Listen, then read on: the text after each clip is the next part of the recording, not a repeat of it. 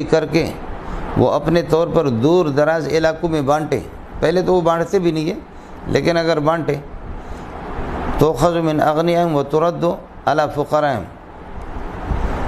زکوٰۃ میں اصول یہ ہے کہ جس علاقے کے ہیں، جن لوگوں سے وصول کی جاتی وہاں کے فقراء اور مسکینوں کو زکوٰۃ دی جائے. لیکن اگر وہ اتنے محتاج نہ ہو تو پھر نقل زکوٰۃ وہاں سے زکوٰۃ کو دوسری جگہ منتقل کرے.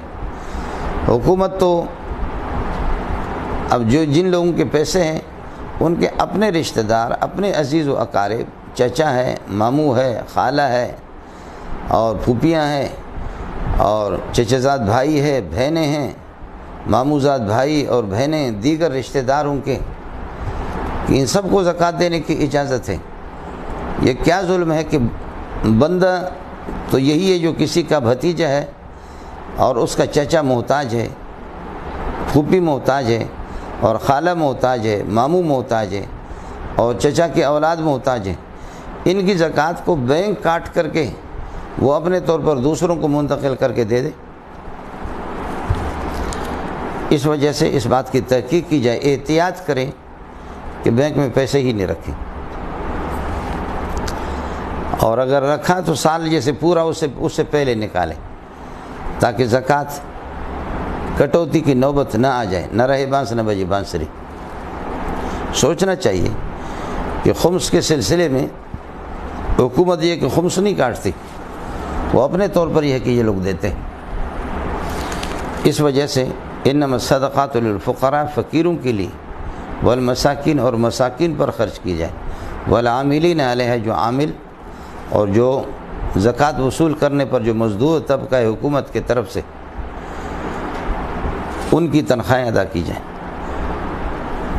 والمؤلفۃ قلوبہم، اور کافروں کی تالیف قلب کے لیے کہ اسلام سے وہ مانوس ہو جائیں.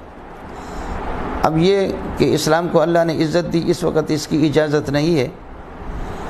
علماء کی ایک رائے یہ ہے، لیکن تاہم جو سرحدات پر جہاں سے مسلمانوں کو خطرہ ہو، ان سرحدات پر جو کافر بیٹھے ہوئے غیر مسلم، ان کو زکوٰۃ دے کر کے، تاکہ وہ آپ کی جاسوسی نہ کرے، بلکہ یہ ہے کہ کافروں کی خبریں آپ کو پہنچائے، ان کو مانوس کرنے کے لیے یہ ادا کر سکتے ہیں. اسی طریقے پر بعض کمزور اسلام والے حضرات ہیں کہ ایمان ان کا کمزور ہے، ان کو دے دینا تاکہ اسلام پر یہ ہے کہ وہ جم جائیں. بعض صورتیں اس کی ہے، والمؤلفۃ قلوبہم وفی الرقاب. آج کل تو فک الرقاب والا مسئلہ نہیں ہے کہ کوئی غلامی میں پھنسا ہوا ہے، کسی کا غلام ہے اور وہ طے کر لیتا ہے اپنے آقا سے کہ 10,000 میں آپ کو دے دوں گا، آپ مجھے آزاد کر دیں. اس وقت تو یہ صورتحال نہیں ہے، لیکن کسی زمانے میں یہ مصرف بھی تھا اور اس پر بھی عمل تھا. وفی الرقاب والغارمین، اور قرضوں میں ڈوبا ہوا.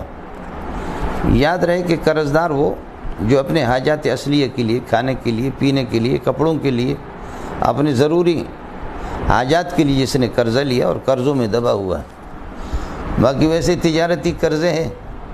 ایک آدمی 15 کروڑ کی فیکٹری ہے، اس کے پاس 20 کروڑ کی فیکٹری ہے، اور یہ کہ وہ 40-50 کروڑ اور قرض دار ہے، دوسری فیکٹری اس نے لگائی ہے.